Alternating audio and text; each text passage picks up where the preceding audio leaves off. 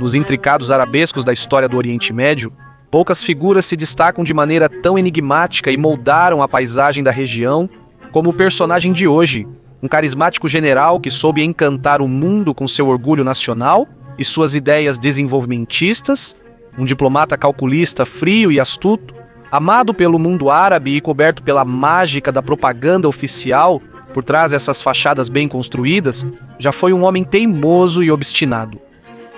Com seu trabalho e trajetória, conseguiu que personagens do mundo árabe como Saddam Hussein, Muammar Gaddafi e a família Al-Assad o cortejassem politicamente, buscassem emulá-lo e obtivessem benefícios a seu favor.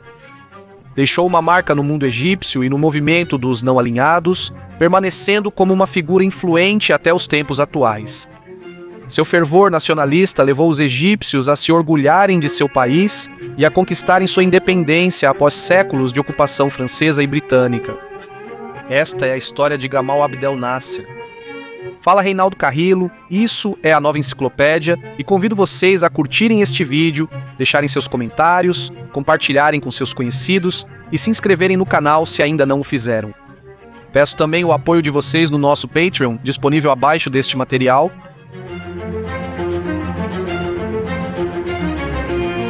Gamal Abdel Nasser nasce em 15 de janeiro de 1918 em Bacos, Alexandria, um ano após a tumultuada Revolução Egípcia de 1919. Seu pai, um trabalhador dos Correios, e sua mãe, uma dona de casa, viviam em uma casa de classe média baixa naquela cidade. O Egito, que uma vez abrigou o império mais duradouro da história, estava naquela época ocupado militarmente pelo Império Britânico desde 1882. Apesar das origens humildes de Gamal Abdel Nasser, aquele que seria o líder da nação egípcia, soube aprender com sua família e sua criação tudo o que precisava para ascender em uma sociedade onde as origens e as castas ainda eram fatores importantes para a ascensão e sucesso social. Nasser passa os primeiros anos de sua vida em um país onde a agitação, os tumultos, os rebuliços e as confusões eram coisa do dia a dia. Durante décadas, os egípcios pediam para ser governados por seu próprio povo, até que os protestos populares e violentos que eclodiram na Revolução Egípcia de 1919 levaram ao fim de 40 anos de ocupação britânica em 1922, com a semi-independência do Egito após a instauração do Reino do Egito, uma monarquia fantoche dos britânicos que também se recusaram a abandonar o estratégico Canal de Suez, que continuou sob seu controle.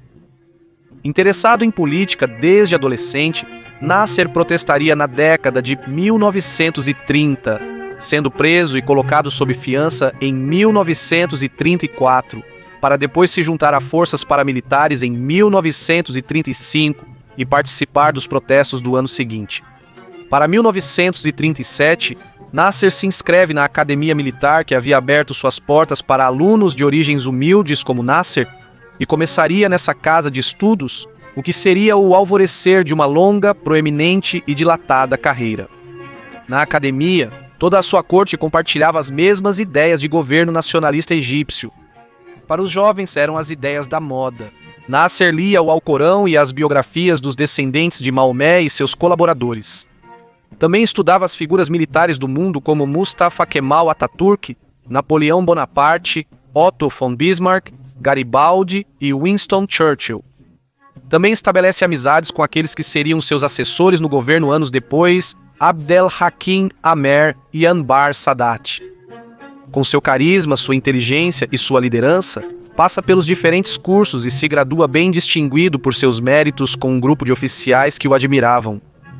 Após a academia, é enviado para diferentes partes em trabalhos militares, primeiro para Mankabat, depois para Khartoum, Sudão, Cairo, para então ser designado como instrutor da Academia Militar. As vocações nacionalistas se tornariam ainda mais apaixonadas após o incidente do Palácio de Abdel em 1942, no qual os britânicos cercaram o palácio do rei egípcio Farouk para obrigá-lo a exigir a renúncia do primeiro-ministro egípcio Hussein Sirri Pasha em favor de Mostafa el-Nahas. Mostafa el-Nahas era quem o Reino Unido considerava como um homem útil para seus esforços bélicos contra as potências do eixo em plena guerra mundial. O embaixador britânico Miles Lamson até entra armado no palácio e, sob a mira de uma pistola, exige que o rei Farouk faça o mesmo, sob pena de ser bombardeado, preso e exilado. A ameaça surtiu efeito porque aquele jovem rei de 22 anos fez tudo o que os britânicos exigiram. Nasser viu isso como uma flagrante violação da soberania egípcia e decide formar uma organização de oficiais ativos nacionalistas com o objetivo de assumir o controle do país. E no âmbito pessoal, Nasser se casou com Tahria Kazem. Após uma declaração da Organização das Nações Unidas, que dividia os territórios da Palestina em um Estado judeu e árabe, consolidando assim o reconhecimento oficial do Estado de Israel, começa o que seria a primeira experiência formal de combate de Nasser, que ocorreria em 1948, no contexto da Guerra Israelense na Palestina. O que começou como uma escaramuça entre grupos de fundamentalistas judeus armados que iam de vila em vila expulsando muçulmanos, terminou em uma guerra em grande escala. E essa guerra unificou os países árabes contra o recém-formado Estado sionista em um conflito de desgaste que tirou a vida de milhares de soldados árabes, deixando feridos, mutilados e transtornados psicológicos. O rei Farouk era percebido como o líder principal do mundo árabe em um conflito que foi visto pela maioria da região como a tomada agressiva por parte de uma elite estrangeira hostil de territórios naturalmente árabes. Assim, o Egito se comprometeu no esforço bélico, mas subestimaram gravemente a resistência israelense. E apesar da superioridade aérea egípcia, foram rapidamente rechaçados.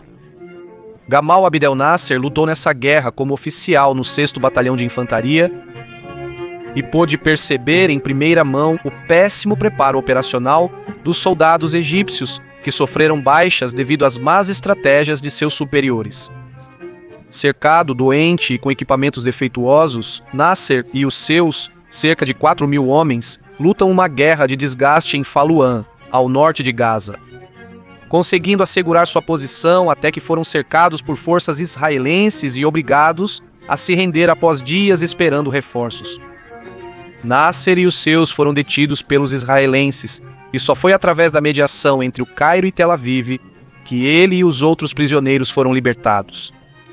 Essa guerra o impulsiona a redobrar seus esforços na luta nacionalista egípcia, e após a revolução na Síria, começam ativamente os movimentos agitadores no exército, mas esses movimentos foram detectados pelo ministro da Defesa e pelo primeiro-ministro, que prendem Gamal Abdel Nasser e o interrogam sem conseguir fazer ele confessar nada. Convencidos de sua lealdade e cuidadosos para não antagonizar com o exército, eles o libertam e durante 2 anos, Nasser continuou recrutando, organizando e conspirando. Após a ratificação do Tratado Anglo-Egípcio sobre o Canal de Suez, um importante ponto de navegação em domínio britânico, que servia como a porta para o comércio com o Oriente Médio e com a Ásia, os nacionalistas egípcios consideravam que a administração desse canal deveria estar nas mãos dos cidadãos de seu país porque estava em seu território, e o canal foi construído com mão de obra egípcia. Então, em protesto contra o tratado, Nasser e seu grupo começam uma campanha de assassinatos políticos contra generais e membros do governo. Mas as coisas deram muito errado quando Nasser e um de seus colaboradores, querendo matar um general com armas automáticas, interceptando um veículo, abrem fogo contra o carro oficial e não conseguem matar o general, mas ferem alguns transeuntes inocentes e matam uma mulher que estava no lugar e momento errado. Esse incidente afetou profundamente Nasser, que evitaria esse tipo de atividades pelo resto de sua vida. O que estava por vir mudaria o curso da história do Egito. Julho de 1952, no contexto de tensões e descontentamento com os britânicos. Nasser aproveita para mover todos os seus seguidores com discursos escritos e discursos em torno de suas ideias de governo nacional.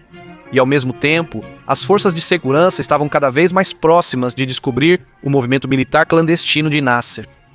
Quando as autoridades decidiram ir atrás de Nasser e seus seguidores, ele decidiu ativar seu plano.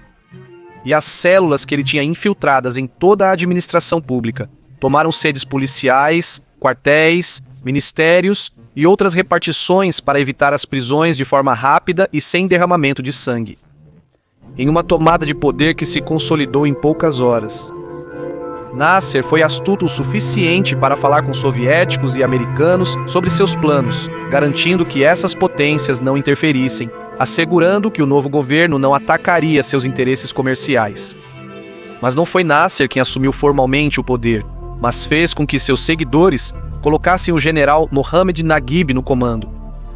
Naguib tinha maior prestígio e antiguidade dentro do estamento militar e era mais apto que Nasser. Quem decide ficar nos bastidores?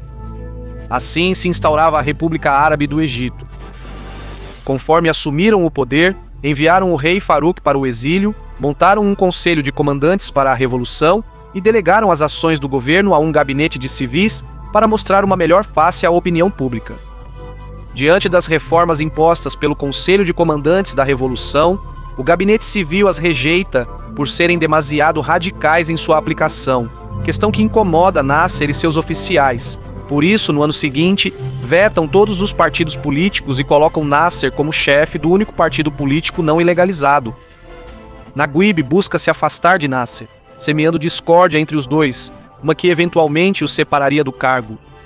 No dia 25 de fevereiro de 1954, Naguib anuncia sua renúncia e 2 dias depois, Nasser o faz prender. 3 dias depois, há escaramuças nos quartéis entre as forças leais a Naguib e os oficiais de Nasser que rapidamente acabam após a intervenção armada.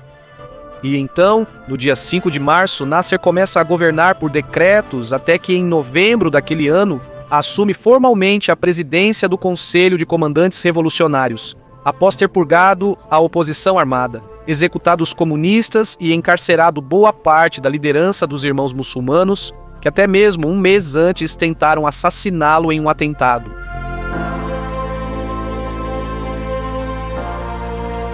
Gamal Abdel Nasser é o novo presidente do Egito. Ele implementa reformas desenvolvimentistas baseadas em impulsionar a infraestrutura do país, a industrialização e dinamizar o desenvolvimento econômico a partir do Estado. Ele também assume uma política pan-arabista baseada na união dos povos árabes e também como uma forma de estender a influência egípcia além das fronteiras e agregar outros países à sua causa.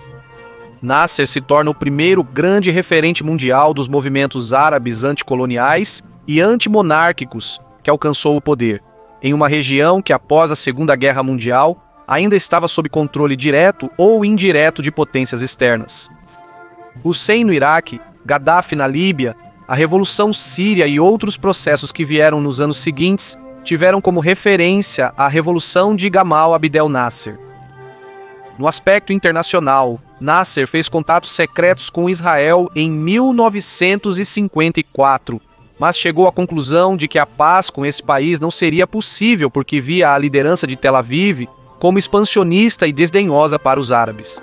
Nesse mesmo ano, uma conferência na Indonésia e após visitas no Paquistão, Birmânia, Afeganistão e Índia, Nasser e líderes regionais como Joseph Broz Tito decidem criar o movimento dos não alinhados, uma postura de neutralidade ante os Estados Unidos e a União Soviética durante a Guerra Fria, o que estimula ainda mais seu prestígio internacional e nacional. Esse prestígio também o ajudou a redigir no ano seguinte uma constituição feita à sua medida, que submete referendo aprovatório com resultados esmagadoramente positivos para sua popularidade.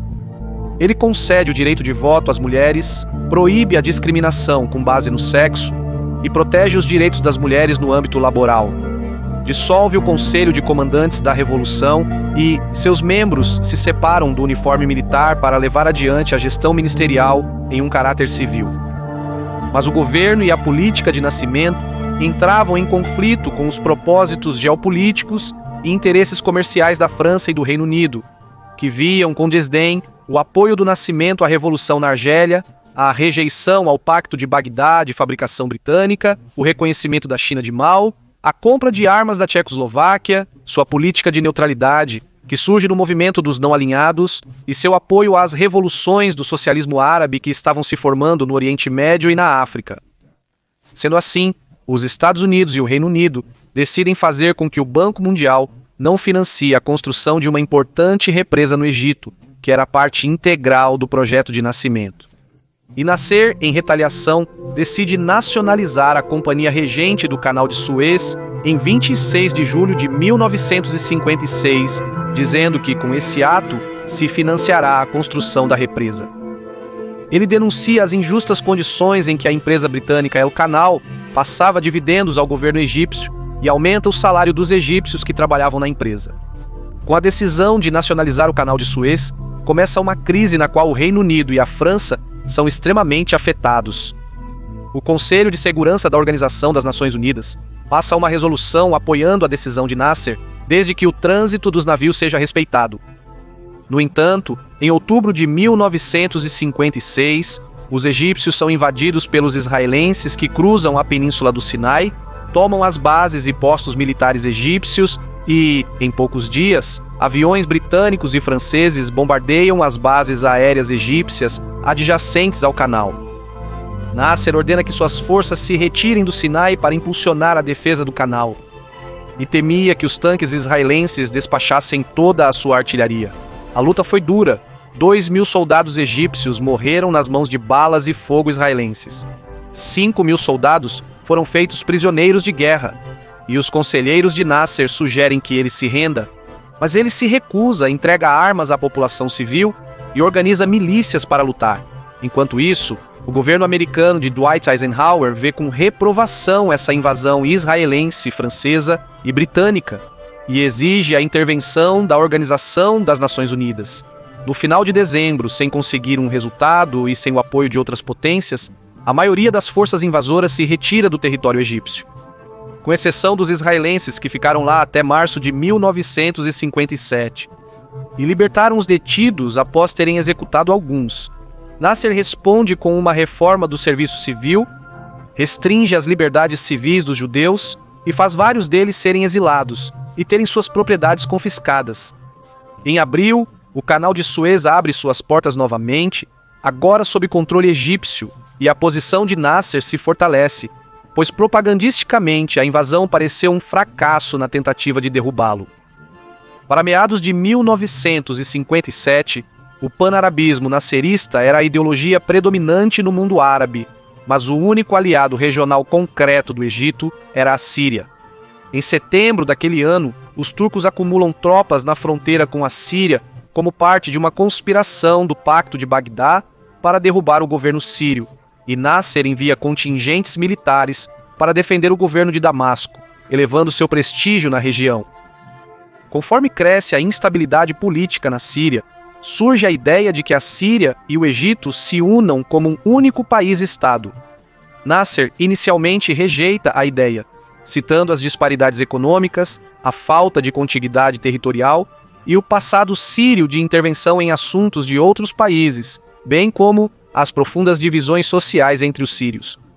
Mas em 1958, os sírios o fazem mudar de opinião porque expressaram seu medo de que a Síria cairia nas mãos dos comunistas. Assim, em uma experiência inédita no século XX, no 1º de fevereiro, Egito e Síria se fundem na República Árabe Unida com Nasser como seu presidente. Nasser viaja para Damasco e é recebido por grandes multidões, mas aqueles que acreditaram que Nasser usaria o Partido Baath, o partido governante na Síria, como um aliado para governar a República Árabe Unida, estavam enganados. Pois Nasser infiltra seus acólitos nos organismos policiais e de inteligência militar síria, desmantela os partidos políticos na Síria, incluindo o partido governante Baath, e dá a cada uma das províncias da Síria 2 governadores.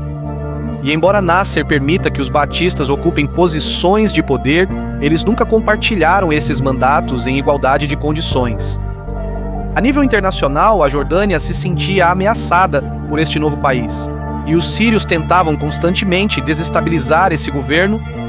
O Iraque se une à Jordânia em sua resistência ao expansionismo de Nasser, enquanto a Síria era governada por Nasser como uma província egípcia a mais, o que levou os sírios a orquestrar um golpe de Estado em 1961 que exigia reformas e, embora Nasser pensasse em mitigar o levante, deixa que os sírios assumissem o poder. E desta forma, se dissolve assim, após 3 anos, o experimento da República Árabe Unida. Em seguida, Nasser opta por focar em seu país. expande seu plano desenvolvimentista, avança a modernização do Egito em tecnologia, infraestrutura e questões sociais, investe em educação e saúde, construindo escolas e hospitais e constrói vias de comunicação. Em maio de 1967, os soviéticos enganam Nasser com relatórios falsos de que Israel se preparava para atacar a Síria e o Egito. Diante disso, Nasser acumula forças nas fronteiras do Sinai, assume posições da Organização das Nações Unidas em Sharm el-Sheikh e assina uma aliança defensiva com a Jordânia, que se aliou ao Iraque para mobilizar tropas e tanques. A Síria também acumula tropas e tanques em sua fronteira.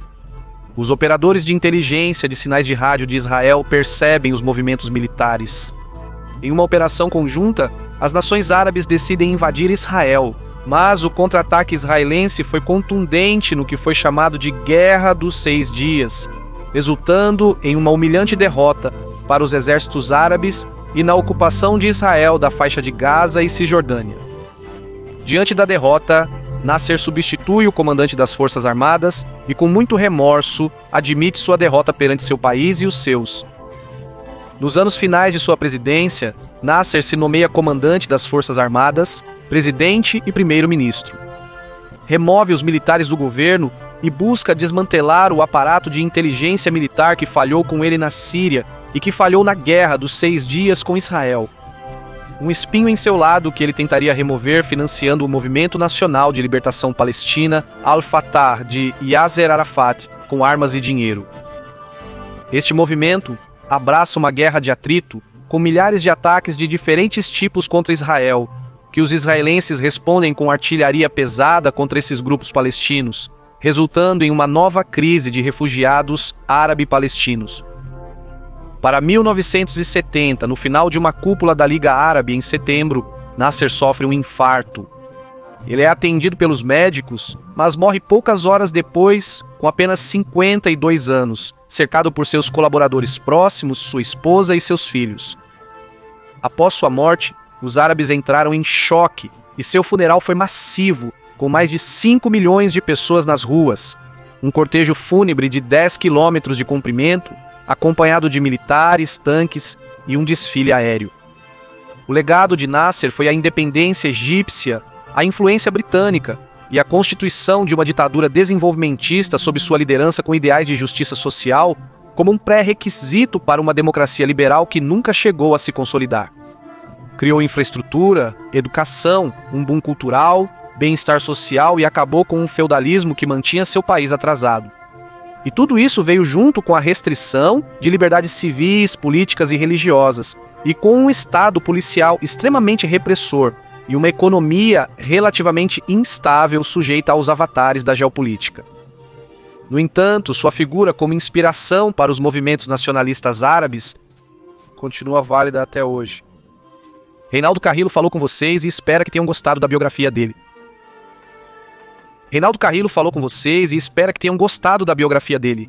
E peço que deixem seus comentários, que curtam, que compartilhem o vídeo e que dessa forma nos ajudem com os algoritmos do YouTube. Convido vocês a nos seguir no Instagram, conferir a nova enciclopédia e nos apoiar no Patreon. Até logo e que Deus os abençoe.